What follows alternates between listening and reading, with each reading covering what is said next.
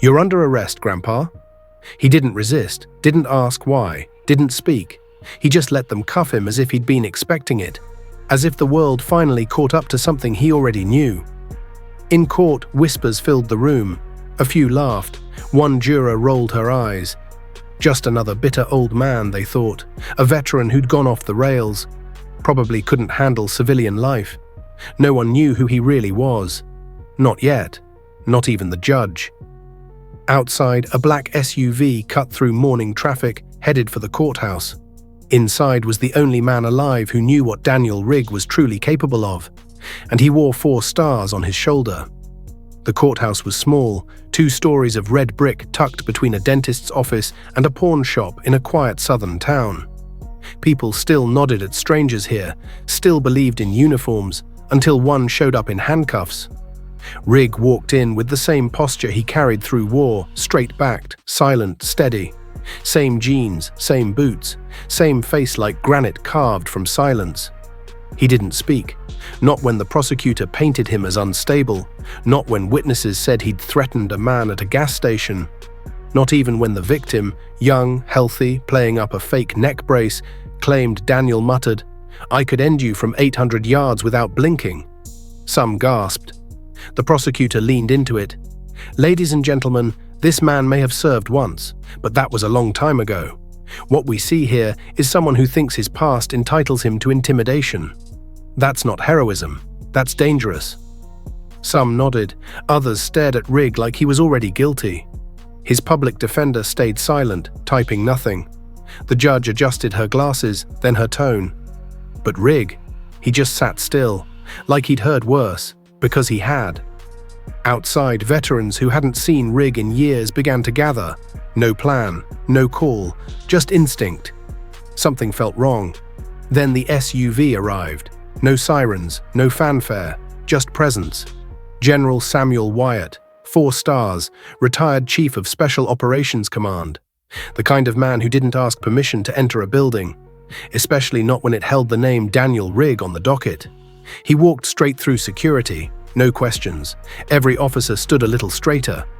The general asked one thing, "Where's courtroom 3? Inside, the jury had stepped out. The judge reviewed her notes. The prosecutor checked his phone. Rigg remained still, and the moment the doors opened and General Wyatt stepped through, time stopped. Reporters dropped their pens. Jurors returning froze mid-step.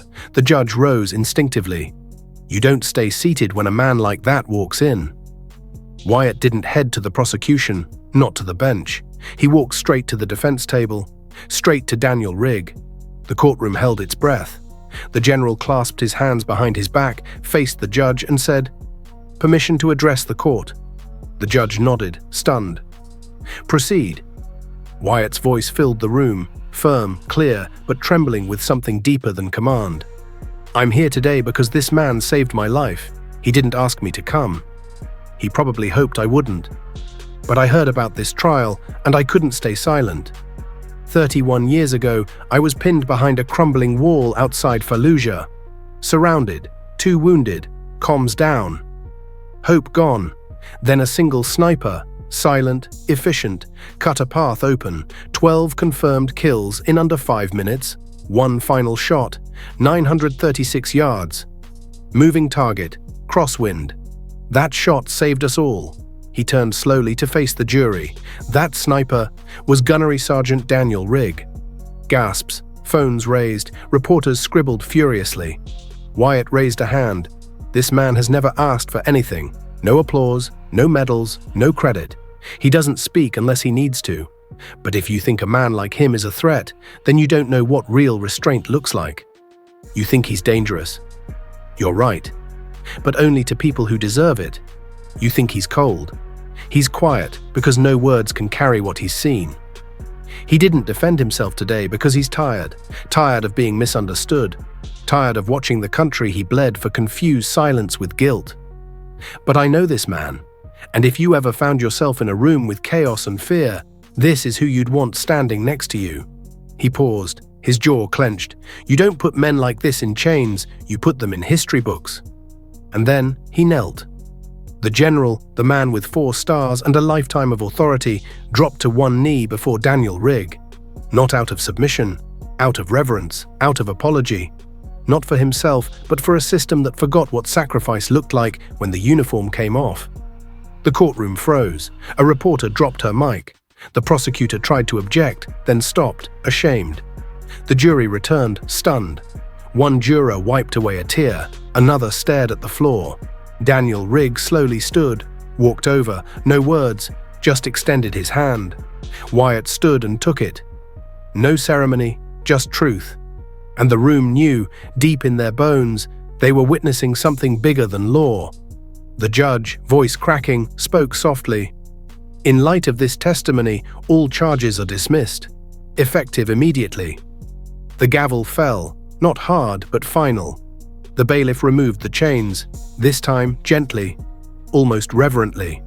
And Rigg didn't rush out. He turned, nodded once to the jury, then walked down the aisle.